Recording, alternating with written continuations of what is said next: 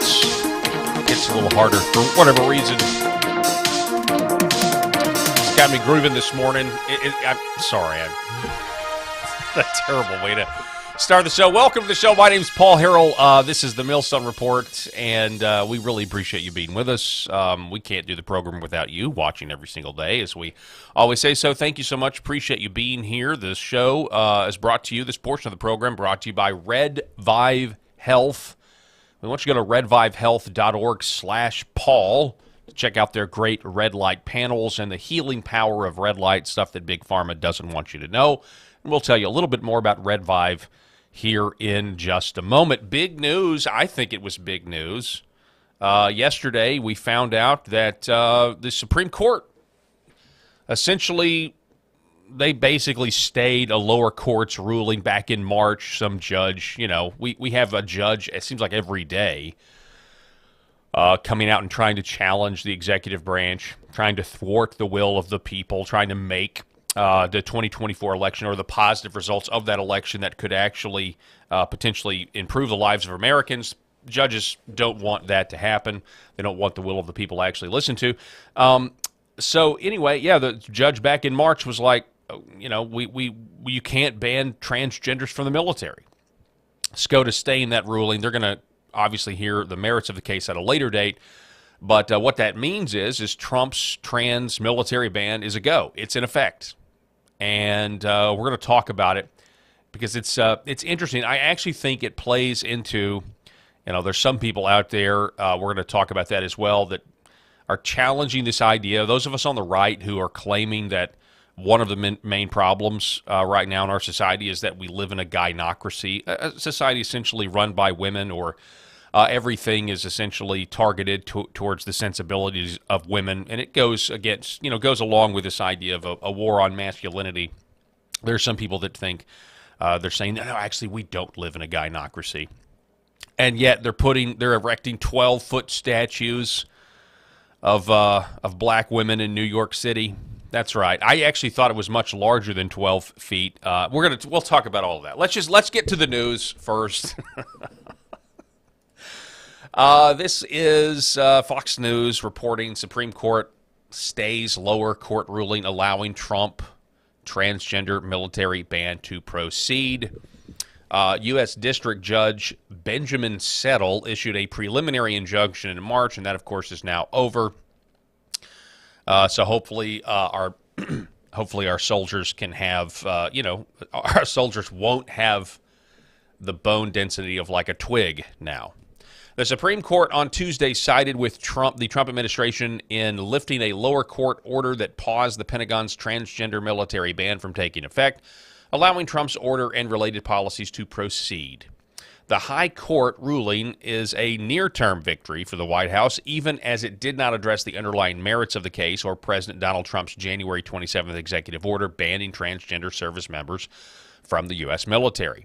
Of course, the liberal justices Sotomayor, Kagan, Brown Jackson, they would have denied the administration's appeal. They would have kept the injunction in place. At issue in the suit, Schilling versus the United States, is Trump's executive order banning transgender military members. The executive order would require the Department of Defense to update its guidance regarding trans-identifying medical standards for military service and to rescind guidance inconsistent with military readiness. And that's really what you want to focus here. That's what I was getting at. If you look at some of the studies, or you look at what these drugs do to the human body, if you're trying to transition to one sex or another, of course, that is actually impossible. It's a total lie that you can even do it, but let's just say the attempt to do it, the attempt to move forward, and basically letting your psychosis go unimpeded, is that these hormones are not designed for your DNA. Your hormones are not designed for your body, and so it has terrible health consequences. Surgery, this is before we even get into top surgery or even get into bottom surgery. You're giving yourself drugs that your body isn't meant to handle, and so long term, the health of a transgender person actually gets worse and worse and worse and worse because you're poisoning yourselves. You're poisoning yourself basically by hormones. And so you can't really, if we want to have the fastest, strongest, most lethal military force, even having to, try to balance whatever that is, it's not what a military is there to kill people as efficiently as possible. That's like the number one goal for a military. I'm not, I didn't have the courage to enlist. I have no military training or background. But just from an academic standpoint, that seems to be like, if you're going to raise an army, if you're going to have a military, then your goal is to kill your enemy as efficiently as possible. Exactly the way you draw it up. Whatever your strategy is, you meet that goal consistently, as lethal as possible. In order to do that, you got to have soldiers. You got to have army men. You got to have people that can run. You got to have people that can fire a weapon. You got to have people. You got to have men. You have to have strong men. I'm against women in combat. I think it's I don't think it's a biblical position to have at all. Anyway, so we had this. This was circulating around the internet last night as a result of this news that SCOTUS was allowing the transgender military ban to go into effect. Here is Secretary of Defense Pete Hegseth. No more pronouns, no more climate change obsession, no more emergency vaccine mandates, no more dudes in dresses. We're done with that shit. Certainly saying what a lot of us are thinking, right? What a lot of men across this country have been thinking for a very, very long time. And now, again, I'll just bring this up. This is one of the many reasons I believe the intel oligarchs that are still very much anti-America and anti-Trump are targeting Hegseth, and they've been trying to get him removed, right? Which I think culminated in Mike Waltz, the National Security Advisor's exit. I think that kind of shows you who won that round. And I know the administration's official take is, well, he wasn't fired. We just moved him where he'd be more effective at the United Nations. I don't buy that for a second, by the way. I'm glad I brought this up because I meant to address it. I mean, the United Nations? Who talks about the United Nations? Who thinks the United Nations does anything? There's actually a report out there right after Mike Waltz, didn't get fired, but he just got moved to the United Nations. There were reports that the United Nations is about to be bankrupt, and they're like desperate for money, and they're running out of funding, right? You can make the argument that Donald Trump sent Mike Waltz to a dying organization that nobody cares about, or nobody, it's really funny. Like, nationalism is on the rise, the nation state on the rise, looking out for its own America first, and there are other countries that are thinking the same way, or, it's this idea of rejecting globalism. And so we're going to send you to the United Nations. We're going to send you to the global government that red-pilled people across the planet no longer want to have anything to do with. Go on, son, get out there and be somebody. Yeah, and then there was some Washington Post reporting that they were reporting that Mike Waltz, according to it was anonymous officials in the White House, were just saying, Trump wasn't happy. It felt like Mike Waltz, according to some reports, was working more for Benjamin Netanyahu than he was for President Trump. Anyway, that's what one of the reports was anyway. And I think that's accurate, right? But anyway, so yeah, we are done with this excrement. The transgender military ban is now in effect. And so I think what really kind of pairs with this story perfectly is Harmeet Dillon, the Assistant Attorney General. So Assistant AG Harmeet Dillon sat down with the Epoch Times' Jan Jekulek, and she dropped a lot of truth and actually hinted at future prosecutions for people who abuse children and call it health care. I want you to listen to this because I think while this is focusing on transing kids and how evil transing children is, it has a direct implication with being able to field a military. I've been saying this for a very long time that, if all of the kids that are going to public school and it's been infiltrated by the LGBT and they're trying to make kids their disciples, and if they are successful, it's a national security problem. It's going to be very, very difficult to field military, again, when you have people that avoid puberty and they give themselves hormone blockers, and then they have, bones the density of a twig. Like and just the health, and then the overall health problems. So it very much ties in with these two stories. Here's what Harmeet Dillon told the Epoch Times. What we found is the medical industry, if you will, I won't even call it the profession anymore, it's an industry, is trained and even by law told they have to affirm any wacky idea a child has. Okay, so they think they're in the wrong body. Thousands of children are sold the lie that they're born in the wrong body. No one pushes back on these kids. It's a fad, and I think that we're going to go look back on this period of time as... It's a fad. Let's stop right there. It is a fad because there are more trans kids that are coming from, bluer states, bluer cities where you have affluent parents that are woke, affluent parents that are down with the cause, or they've embraced the white guilt. There's a lot of people think that psychologically, when you look at affluent leftist liberals who have kids, that this is psychologically because everybody's marginalized. Like, if you buy into the Marxism, everybody's got to have a group that's marginalized, but white people can't be it, right? White people are the oppressor. And so psychologically there's this thought out there that a lot of parents are doing this to their kids, or allowing their kids to do it, so that they are now part of a marginalized group. I think there's some truth to that because I fundamentally think brainwashing is real. I mean, it's an actual phenomenon that happens.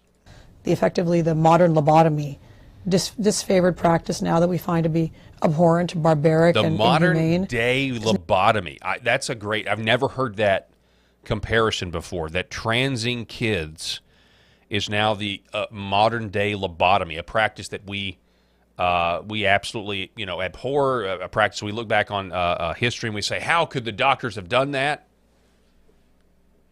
That's wild. Now being done on America's children in the name of gender-affirming care. One of my clients wasn't even given hormone therapy before they cut her breasts off. It was like, boom, you think you're a boy? They cut her breasts off within, months after that decision. She then got hormone therapy after that. This hormone therapy destroys their bones, makes them infertile. They lose hair, they have skin problems. None of that is properly disclosed. It is my opinion, again, this is my opinion as a lawyer, it is impossible for a child to give consent, informed consent to these barbaric medical procedures. 100%. Yeah. So now, what's interesting is we do have some laws on the books, a little outdated now, but the United States has a long-standing law against female genital mutilation, FGM. FGM is in my opinion, barbaric practice that occurs in certain countries, not the United States, but immigrants from those countries come here and they bring these practices, which is mutilating the female genitalia before the age of 18. It's a crime in the United States to do that. Now, the top surgery, and again, I'm getting very graphic here, but the removal of breasts is, top surgery. These children don't usually have the bottom surgery until after they turn 18 for various reasons. There's various reasons I won't bore you with today. So there's probably not a lot of cases of female genital mutilation that's occurring under the age of 18, but if they're occurring in this country, it's a crime.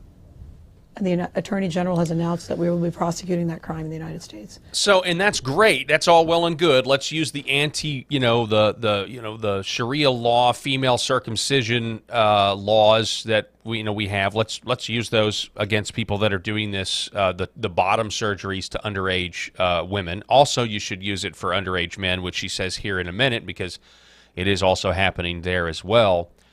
But if I was the Epoch Times journalist guy here, I would have been like, yeah, but what about child abuse? Are there no federal statutes on child abuse? Of course there are. There's certainly ones at the state level.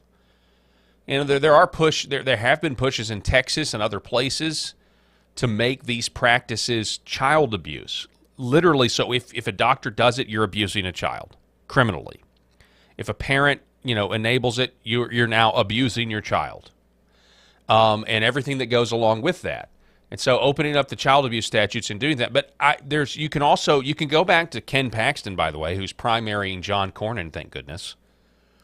Ken Paxton, when that law that failed, when that bill that failed in Texas, they asked Ken Paxton, the Attorney General, for an opinion as to whether or not right now on the books in the state of Texas, is it child abuse right now?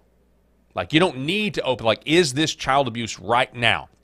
Removing the breasts, removing the genitals of a minor.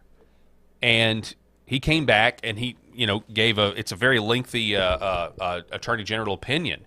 It takes the law all the way back to the founding of Texas and beyond and says, yes, actually right now, this is the abuse of children under the statute. So the only thing you really need is an attorney, is law enforcement. That's all you really need. If you go down to the local community, is a sheriff that looks at the statute and says, you're abusing your child, and I'm going to do something about it. I'm going to use the law. I'm going to use the sword, the government, and we're going to protect these children, regardless of what they think about it. Because as Harmeet Dillon says here, you cannot consent to this kind of barbarism, especially when you have a culture that is propagandizing it as good. When you have a media that claps along like seals, yes, yes, mutilate yourself. They're actually saying, get the health care you need. This is your right. This is going to make, you're a little awkward. You're having some, problems because you're a teenager. You're going through puberty. Well, that's because you're actually sick, and we need to suppress that. And you need to bow down and become a convert to our woke sex religion, and it'll make you happy. And then, of course, they're not happy at the end on the other side. The original purpose of that law was an ethnic practice. So back to the Sharia law. Pan-ethnic practice in America to do this to children. Should it be limited to girls? I don't think so. Congress will have to update that. There are boys who are having their penises cut off under the age of 18.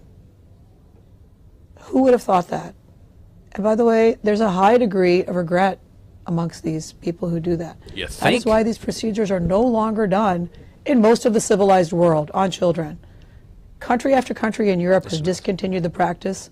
Country after country in Europe has discontinued this practice. I know we covered it last year when over in England they started banning the hormones for minors, the puberty blockers. Of gender-affirming care on children.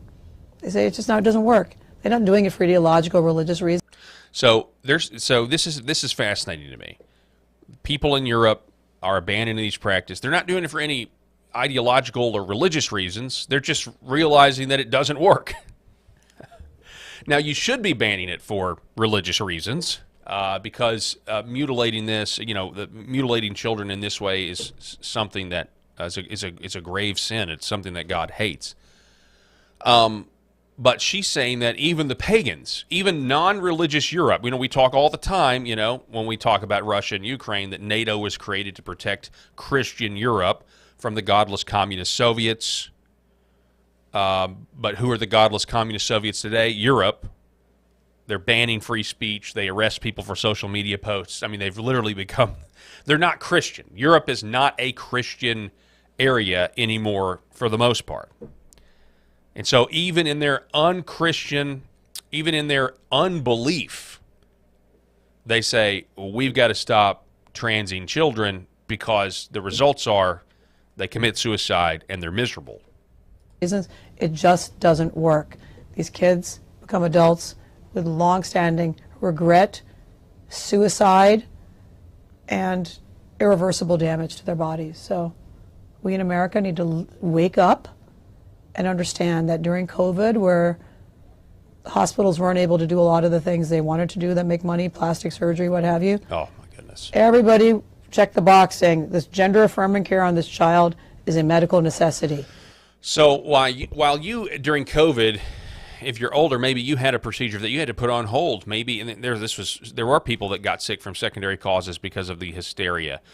People that needed You know, maybe you needed, you know, some X-rays or something, or maybe you needed to, you know, a doctor to look at your heart for just a yearly or a quarterly checkup or something, right? You had to put that on hold, right? It was only if it was a necessity. Well, genital mutilation and top surgery was considered a necessity. You went to the front of the line. Who cares about COVID? It's kind of it's like the medical equivalent of nobody needs to be anywhere. Stay 6 feet apart. Don't, you know, wear your mask unless it's a Black Lives Matter protest. And then, you know, we don't really care about COVID.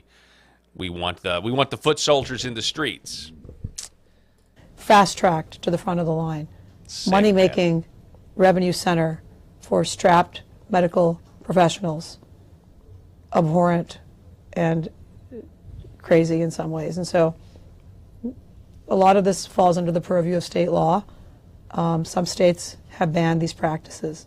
One of my clients, former clients, Chloe Cole, is So, I mean, here's the deal about this. Like, I just mentioned the, you know, unchristian Europe or anti-Christian Europe. You know, what about in our own medical community here? How many doctors are just, they don't believe in a higher power? They're not Christians. There are a lot of Christian doctors still around, praise the Lord. But there's enough doctors. There are enough doctors who are willing to do this to children for money. Have mercy.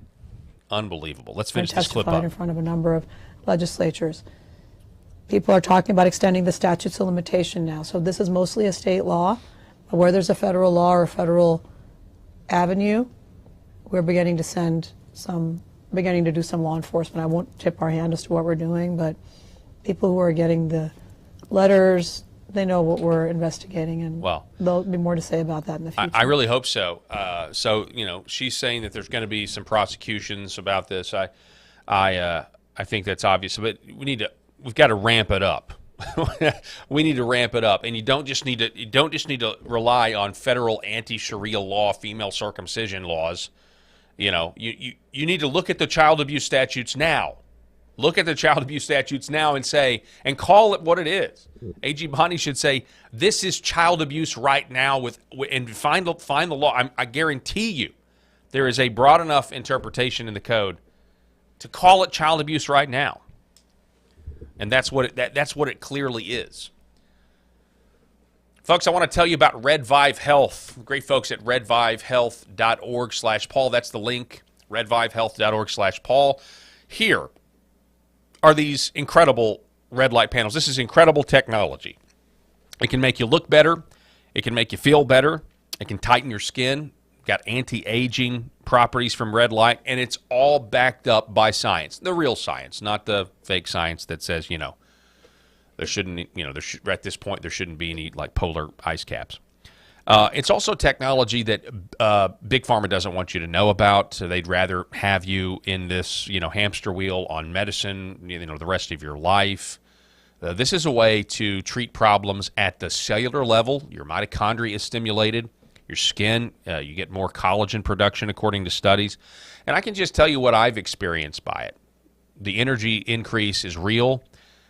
Just a general feeling of wellness, relaxation when I use the red light panel that I have. So you want to check it out. And remember, it's 2 different wavelengths. It's not just red light. There's some competitors out there that just have red light. This is red and near infrared light. So 2 different spectrums that your body needs. The red light obviously helps your skin, collagen production, anti-aging, and then the near-infrared light penetrates deeper into the body, reaching your bones, muscles, tissues, and organs. Check it out now. I want you to shop at redvivehealth.org/Paul. Check out their 0% interest financing. Support this program and the great folks over at Redvive who make a tremendous product, redvivehealth.org/Paul. So moving on, speaking about the government needing to do more, we have Kash Patel and Pam Bondi announcing that they have arrested 205 child predators in just 1 week. Our children, if you harm our children, you will be given no sanctuary. There is no place we will not come to hunt you down. There is no place we will not look for you. And there is no cage we will not put you in should you do harm to our children. The prioritization of this administration and General Bondi has made it abundantly clear to child predators, you will be hunted down and you will be prosecuted. And that is a refreshing thing to hear for the men and women who do this work tirelessly. And it's also an acknowledgement of the safety that we look forward to bringing America. So some of these people, a Metro police officer, an illegal alien, a teacher, there's some of these people that were arrested in this giant operation. Now, obviously, this is the obligatory what about Epstein? And for those of you out there who feel that way, and I've been saying this for a long time, it is perfectly fine to recognize this is great. This is really good. There needs to be a lot more of this. And then there's those of us that are also like, yeah, but we really have like the smoking gun. We all know the Epstein stuff. So just be as vocal as you want. That's what I say. Like, and don't let there are some people out there. Why are people complaining about the Epstein files when stuff like this is going on? Well, look, we can say the two things can be true at once. This is good stuff. This is good stuff, and at the same time, there's still a lot of work to be done. And again, if nothing happens with the Epstein files and they don't lead to these prosecutions and arrests, regardless of where it leads, even if it leads to a GOP donor somewhere, everyone's going to assume you guys are in on it. And so really, that's kind of where I'm at. The onus is on them, and they've got to know. They've got to know that if nothing happens, they're going to assume that you are in on it. Dan Bongino, who is with the FBI as well now, says, you may not always see it immediately, but this is the kind of work happening in the background. Our teams quietly targeted, found, and arrested over 200 alleged child sex predators in a week. And there will be more. If you harm kids in America, this FBI will make sure you know no peace. You will be hunted, you will be caught, and you will be arrested. Thank you to all who worked hard to make this happen. You saved lives, and we've got more work to do. That's exactly right. Now, on the Epstein files, Pam Bondi was asked about this the other day. There was a congressman who came out and said he doesn't think the Epstein files exist. There's a congressman that came out and said, the name escapes me, I think they're going to mention it here, basically saying, look, I think they've been destroyed. I don't think we'll ever see them. So Bondi is responding to this, and this is what it sounded like. James Comer said yesterday that all the Epstein files are missing. Can you confirm the status of them? We still haven't heard from you. No, the FBI, they're reviewing, there are tens of thousands of videos of Epstein with children or child porn, and there are hundreds of victims. And no one victim. Okay, well, first of all, we know that Epstein did that stuff. Who else? Who was Epstein trafficking children to? So if there's thousands, or did she say hundreds of thousands? They can't all be of Epstein. This is the question. Victim will ever get released. It's just the volume, and that's what they're going through right now. The FBI is diligently going through that. I haven't seen that statement, but I'll call him later. Yeah, so hasn't seen the statement of somebody saying, I think they're gone. I don't think we ever see them. Yeah, I mean this is the catch-22. When you start making statements like that, okay, they've got him, they're reviewing him, so you're either going to arrest people or you're not going to arrest people. Hey, folks, the rest of this program, brought to you by Curable. Curable Premium Health, Curable CBD. Go to curable.com, Kuribl.com. When you check out, use promo code PAUL20. We'll tell you more about CBD, how it fights inflammation here in just a moment. So speaking of this, I guess at time of broadcast, it's now 12:30 Central Time. I didn't see this. I've been looking all morning for it. So today is the day that James O'Keefe supposedly is releasing a story that he says he's so scared. Well, I mean, I'm paraphrasing just kind of the whole general situation. Allegedly, he went into hiding because of this explosive information he's about to reveal. The only thing we have to go on right now, unless it's been released since I got on the air, is this trailer that's 8 seconds long about what this big dump is going to be apparently today. Let's take a watch.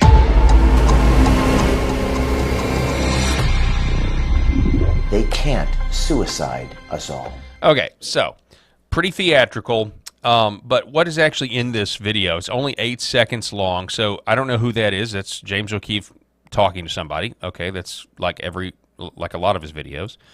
But then we have the Pfizer logo. So this has something to do with Pfizer. It has something to do with Big Pharma. Okay. Some people have speculated, is this going to have anything to do with how James O'Keefe was forced out of Project Veritas? What else do we have? Okay, I don't recognize this gentleman. And there he is. And then that is Prince Andrew, and that is Epstein. So what in the world could this, is this a story going to link Prince Andrew, Jeffrey Epstein, and Pfizer? This is what people are wanting to know. And then it seems like I should know who that is. Don't know exactly who that is. People are trying to figure out who this is. Who is this woman in this photo? Some people have said that it looks like Pam Bondi. I don't know. I don't think you can say that definitively. And yeah, that's all you get. And let's see. We'll click on James' profile here. Let's just see if he's got anything else. No. So he tweeted on April 30th, T-minus 7 days, and so far, nothing so far. But he said it was going to release it today, so it is May the 7th. So we're going to wait, and we're going to see. Now, okay, so speaking of let's move on now. Speaking of the transgender, so transgenders have been are now banned in the military because of the SCOTUS decision. But people have pointed out that we still have issues, like, physical fitness issues. This would be one of them. This apparently, this looks like a black female military officer. Allegedly, this photo was taken at Yokota Air Force Base, and we have just an enormous amount of braids. I mean, it looks like something, honestly, that you would see on Star Trek. So there are still issues here in the military that need to be dealt with, and physical fitness would certainly be one of those. And generally speaking, again, women in combat, really women in the military at all. It's just not something that I think is prescribed. I think men fight your battles. Men need to be around other men to go to war and to plan war. But I'd say that's just me, but I don't think that's just me. I think that's you as well. And why? Why, you ask? Why men only? Because of this. That's why. It's very obvious. Okay? This is why. So, some people say that we don't really live in a gynocracy. There's a guy by the name of Neil Shenvi that is saying that we don't live in a gynocracy and white men are not oppressed. But I think this would say otherwise. There's now a 12-foot plus-size African-American woman that's been erected in the middle of Times Square. And that's what she looks like. This was the first thing I saw on my feed this morning when I woke up. I woke up, poured a cup of coffee, sat down, opened up X. This was the first thing that greeted me. And I didn't believe it at first. At first I thought that it was AI. I was like, somebody's making this up. This is just an AI photo. And there's no way. They just put a statue of a portly black female in the middle of Times Square. No way. I mean, I know we live in a gynocracy, but even, like, what's going on here? But it is real. Here's the video of it. And communicate those inner worlds that we have. And so I quickly realized with one another. And here's the deal. I wasn't the only one. There were many people in the comments asking Grok, the AI, is this real? And Grok said, yes, it is real. Some people are saying this is Letitia James, J.D. Sharp. Some people are saying fatigue. That people are just exhausted with all of this. I would tend to agree. But then we have even more. This is not just something limited to to New York. There was a statue, I think there was a strange pagan statue erected outside a New York City courtroom that's just clearly like a feminine goddess, which that's what happens, when Christianity and certain sects is totally pushed out, then the conquering pagan force is going to erect their idols. These are the idols of pagans. Matt Walsh asking, wait, did they really put a giant gold statue of a random black woman holding up her phone? Yes, they did. They did it in another country. They did it in Florence. Florence, Italy, has a statue of a golden black woman just kind of casually, look, it's right here, just looks casually on her phone, scrolling her phone. Look at that. It's just incredible. Look how big it is compared to the other people. And then we have in Rotterdam, I guess this is, what is this, over in England? We have just another, here's a black woman in sweatpants and sneakers and with her hands in her pockets. It's another statue. This is happening everywhere. Look, here's another one in London. This is in Brixton Station, London. You see there, oh, you guys can't see it. Let's see if we can throw it up. Yeah. It's happening everywhere. This is like a new thing. I had no idea. I mean, I knew they were going up every now and then, but there's just all black women. But this is a good take. Vagrant of Rhodes on X says, yes, this is aesthetic terrorism. He calls this aesthetic terrorism and says they've been doing it for a while now, demoralizing the public through ritual humiliation. Like a conquering army, the left raises statues of that conquest to berate and remind the public of their authority. All of these need to be torn down. It's interesting, the demoralizing effect, because I don't know if there's a YouTuber named Nerdrotic who talks all about the pop culture, Hollywood, and how, and I'm pretty sure he said this at some point in the past, but I can't remember it specifically, but they take intellectual properties that are very, very popular, that are Americana, like a Star Wars, like an Indiana Jones, and then they put it full of their woke sex religion, and they ruin it. It's a sacrifice, right? It's a ritual humiliation, as this says. They've done that with fictional characters in Hollywood, and they're also doing this now publicly. Amongst the corporeal, sad. It really is. But, as I said earlier, there are some people that claim that we don't live in a gynocracy. A guy by the name of Neil Shenvi, who is kind of aligned with atheist James Lindsay on this whole woke right thing. This is a term that they very much want to make happen. And I guess they have made it happen, although, I mean, people on the so-called woke right just kind of laugh at it. It's not really a serious critique. But Neil Shenvi says, since the term woke right isn't going away, I suggest simply explaining that you reject the ideas in question. Straight white men are not oppressed. We do not live in a gynocracy, he says. And normies are not blinded by the hegemonic narratives like the Longhouse and the post-war consensus, etc. I couldn't help it. I had to respond. The idea that we're not living in a gynocracy is nonsense, and the most basic fact that we are, that I think proves that we are, is this. Women are a protected class that can legally murder their children. This one fact is what powers the gynocracy. In my opinion, this one fact is the central hub. It is the nucleus of everything that exudes out of it. It is the reason why you have a statue in New York City of a 12-foot tall black woman. And it's abortion. Abortion, the legal murder of children with no consequences for it. The state can't do anything. It's not criminalized, is what powers the gynocracy. And then I make the point of what I've made on this program all along. You know, one of the reasons why, aside from the fact that the mainline Protestant denominations that have gone so woke over the years in different ways, it all centered around not believing what the Bible actually says is true, trying to conform it to the cultural wickedness of the day. And so if you already have like a squishy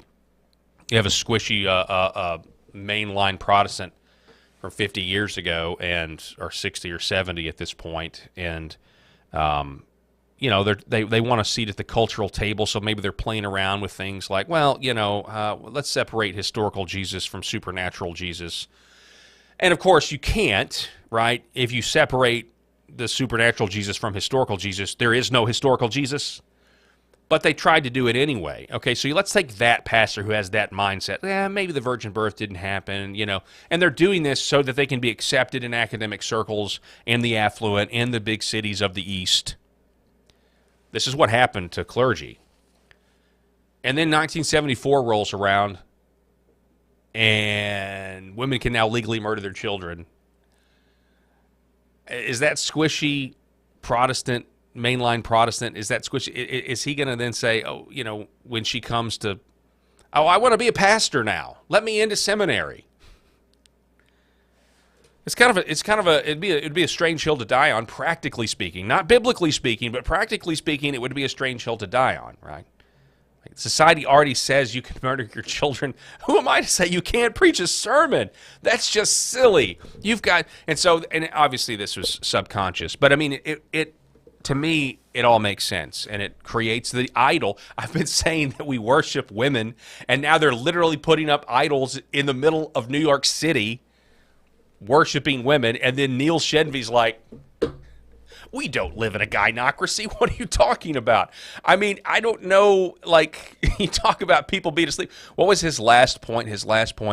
Normies are not blinded. Yeah, I feel like Neil Shenvy on this issue is blind. I mean, it's literally staring you right in the face. Here it is. This, worship this, bow down to this, whether they say it or not. It is aesthetic terrorism. I do like that. I think that's a good phrase. Megan Basham, the author for Shepherds for Sale, which is a fantastic book. I highly recommend it. You guys have heard me talk about it a lot. She retweeted this with a comment. Is getting passed over jobs and college admissions, not to mention ministry positions, because of your skin color and gender a form of oppression? I think it is. Certainly, we all thought it was when it was happening to black Americans and women.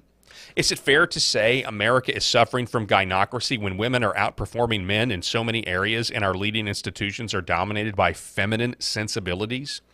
It's an especially relevant question given that, for the Christian, the definition of gynocracy has to depend on how far women's roles have departed from God's design, not to simply say, are women and men roughly the same in our society? Scripture is the benchmark, and I'd say we're pretty far from it in the direction of feminist dominance, i.e., gynocracy.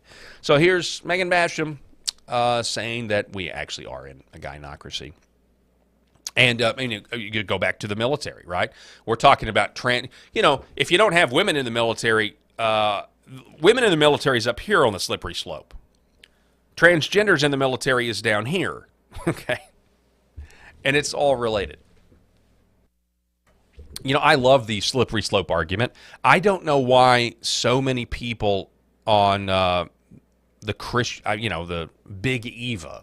Okay, they really just I don't know. I get the feeling they just really don't like the analogy of slippery slope. They don't like it. But to me, I mean, it's just a self-evident truth at this point. So later this afternoon, I'm going to be sitting down and I'm going to be talking with Charles Haywood from The Worthy House, which is a great website. We've had him on one time before, Charles Haywood. Successful businessman, and he's also, again, got theworthyhouse.com where he does book reviews. He reads a lot, right? And he's also just, I think, a fantastic political pundit as well. So I'm going to be talking with him later this afternoon about this story. So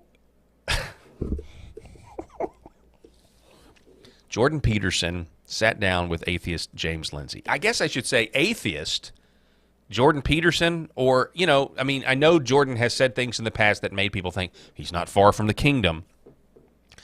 But, he's recently gone out there along with Douglas Murray talking about, basically credentialism and how, there's just too many people saying things that don't have the authority to say it. And I'm lumping everybody together. Jordan Peterson may not have specifically said this, but James Lindsay atheist James Lindsay is the guy who has essentially gone out and has said that anybody who has embraced the term Christian nationalism or believes that Christians, even if you reject the term, if you believe Christians must reassert themselves in public life, if you believe Christians must get back to the roots of what the Founding Fathers actually believed, and you're pointing all that out, he asserted for months and months last year that this was an op. This was some sort of Fed-backed op to get the government to crack down on Christians. And that there were people who were part of it, and then there were useful idiots. And I mean, he went on and on and on about that. And then he's been a huge fan of this term woke right. The woke right. Which is what is the woke right? Well, Shenvi says, it's people that think you live in a gynocracy, or people think that the deracination of whites is a bad thing, right? And there are other things as well. But this has been universally mocked. Jordan Peterson sits down with James Lindsay, atheist James Lindsay. These are two guys that don't believe that the Bible is true. They don't believe in God. And they're sitting down and they want to talk about Lucifer. I kid you not, listen to this. Okay, so I want to talk about this Lucifer idea. So Lucifer is the morning star, and he's the angel of the untrammeled intellect. That's how he's portrayed in Milton, right? And he's allied in some strange way with the serpent in the Garden of Eden. If I might just interject, if he's the morning star, what do you do in the morning? After the morning star rises, you wake up. Right. Woke. Right.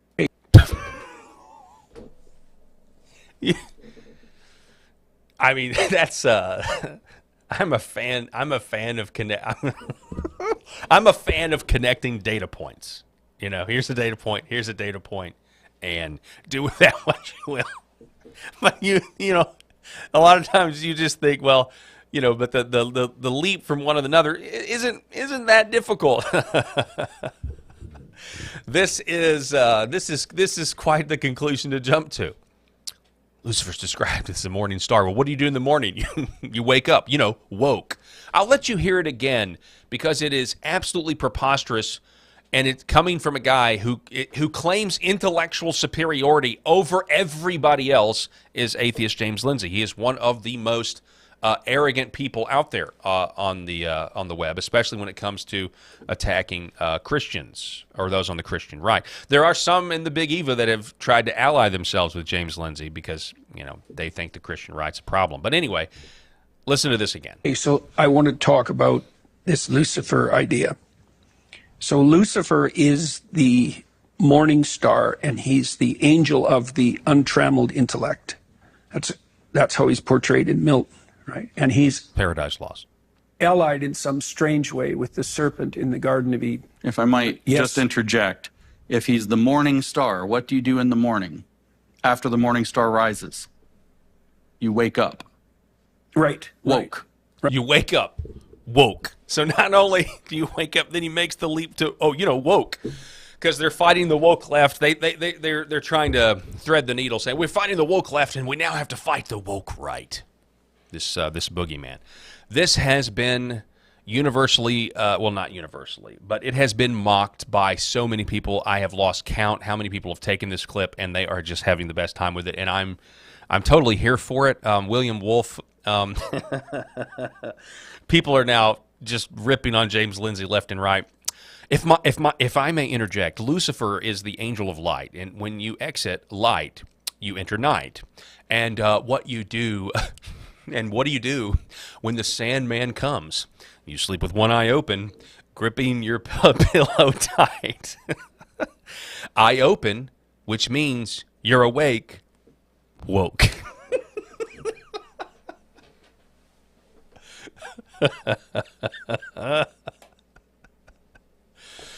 Those are the lyrics to Enter Sandman, for those of you that don't know. This is one of the best. Have I even liked this? No, but I'm going to repost it right now.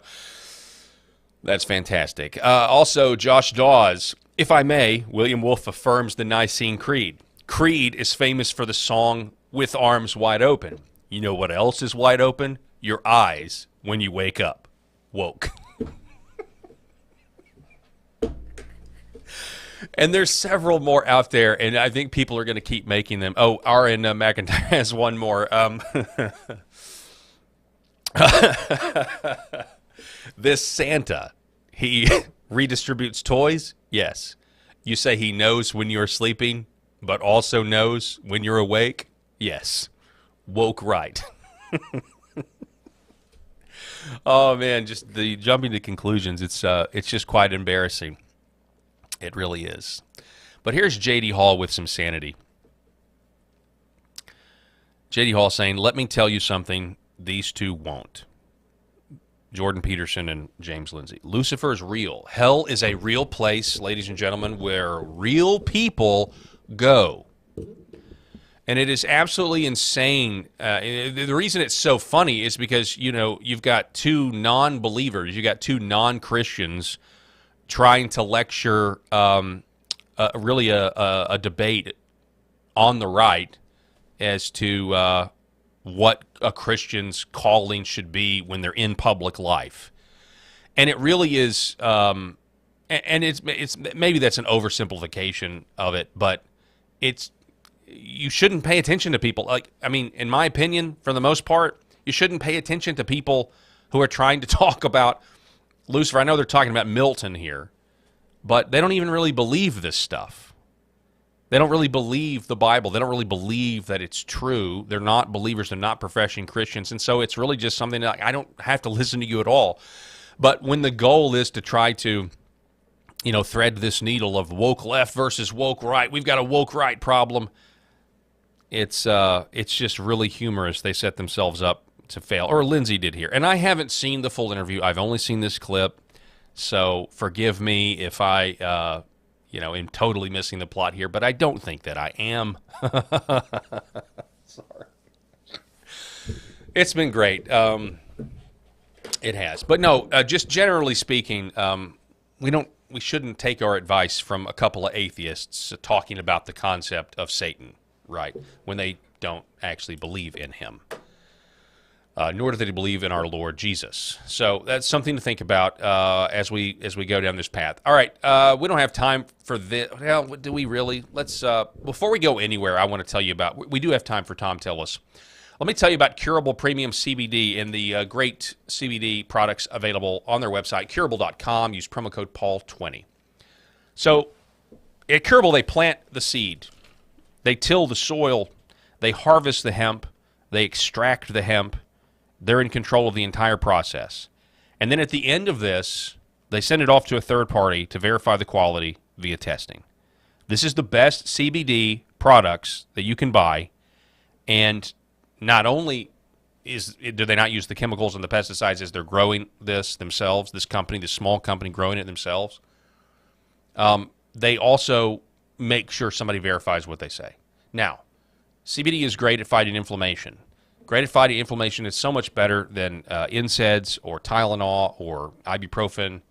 And I want you to consider it. I want you to think about the sleep gummies. So you can take CBD internally. You can take it externally. The muscle cream is for external purposes. Really does wonders on sore muscles and aches. And then if you want to get a great night's sleep, the CBD gummies will do the trick. The melatonin and the CBD will certainly get you to sleep and then keep you to sleep. Go to curable.com right now. That's KURIBL.com. Use promo code Paul20, save 20%. And if you've never tried CBD before, I just want to say, now's the time to try it. Not only are you going to get a great product, you're also going to be supporting what we're doing here at the Millstone Report. So something to think about. Tom Tillis in the news again. Well, he was in there yesterday. We kind of covered this, but it's still absolutely insane that he is coming out against Ed Martin, and he's done this. Doesn't want Ed Martin to be the U.S. attorney, and he gave a full-throated defense of J6 and the official bogus narrative that's been thoroughly debunked. And I met with Mr. Martin. He seems like a good man. most of my concerns related to January 6th, and he built a compelling case on some of the 1512 prosecutions that were probably heat of the moment bad decisions, but where we probably have a difference is I think anybody that breached the perimeter should have been in prison for some period of time, whether it's 30 days or 3 years is debatable, but I have no tolerance for anybody who entered the building on January the 6th, and that's probably where most of the friction was. I see. So he disagreed with you on that? Well, no, I have to say that Mr. Martin did a good job of explaining how there were people that probably got caught up in it, but they made the stupid decision to come through a building that had been breached and that the police officers and others were saying stay away. So the difference wasn't that they should be charged, in my estimation, it's by how much. That's an argument I'm willing to have, but we have to be very, very clear that what happened on January the 6th was wrong. It wasn't, it was not prompted or created by other people to put. So it wasn't a setup. It wasn't a false flag. That's the real thing. We have to be very clear. J6 happened exactly the way the media said. J6 was exactly the way everybody hit. It was the insurrection. It was just what the Democrats said. It was as bad, if not worse, than 9/11. It was a dark day, the darkest day in American history. He is clinging to this narrative for some reason, and I think it's because he has something to hide. I don't know about you. But, I mean, here, John Strand reminding us to Senator Tom Tillis, he put this out. This is a USCP cuffed an FBI informant, confidential human source. This is security footage from J6, okay? Here's one of the rabble-rousers, but guess what? He gets uncuffed. I mean, this is just one of many. You know, you've got the police removing the barriers. You've got all kinds of evidence out there. Look, fist bump. I'm fist bumping the cop that just arrested me because I'm actually I'm actually in with you guys, and we're doing this. We're setting up a false flag event so that we can squash populism and make sure Donald Trump will never run again. Now, if Ed Martin is not confirmed, Rand Paul writes, if the Senate fails to confirm Ed as the U.S. Attorney for D.C. in the next 2 weeks, the D.C. chief judge with a history of ruling against President Trump will be empowered to pick Ed's replacement. Tom Tillis, people like Lindsey Graham, the time is now to actually give. So D.C. Drano writes, Tom Tillis doesn't want the deep state exposed for what they did on J6. Those are his handlers. That is an interesting claim. I tend to agree that it's something like that. Now, National File, the latest I have on this, and then we got to go because I'm out of time. National File writes, Scoop, we just spoke with insiders in and around the effort to confirm Ed Martin. They tell National File that Tom Tillis blocking Martin's confirmation is all about 3 things. Number 1, Tillis is still triggered by January 6th. It's as if he wants his own personal Benghazi. Number 2, wholesale rejection by D.C. courts of SCOTUS 1512 ruling, which essentially said you can't charge people with a statute that was meant to go after Enron for interfering with an official proceeding that was about shredding documents. And number 3, GOP senators know Ed can come after them. Now, this is the weird one. GOP senators know Ed can come after them. Talking about Ed Martin. Okay, actually, this is not weird. GOP senators know Ed can come after them for their complicity in the 2020 coup, as well as other things like insider trading and Adam Schiff's home mortgage fraud scheme. So that's what's going on here. They think this guy Ed Martin represents accountability for what they all did to us in 2020. In 2020, in 2021, we were told. Leading up on January 6th, we were told that Congress was going to investigate, that they were going to have hearings, that they were going to challenge the counting of the electors. There was even some people saying they were going to send them back to state legislatures, and then J6 happened conveniently, and all of that changed. And then the senators that had the courage to stand up after J6, they said, "Oh no, we're not challenging the results." We were told on the right we were going to have new information on J6. That way we're going to get to the bottom of these discrepancies for 2020. J6, false flag, media, insurrection. Okay, yep, Joe Biden 4 years. And these GOP senators, I think many of them were in on it, and that's why they're allergic to the D.C. attorney pick.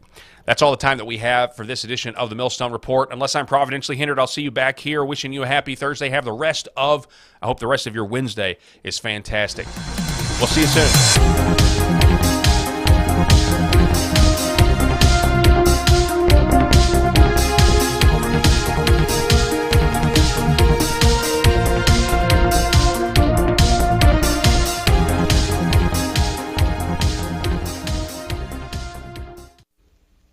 The very foundation of the Christian faith is based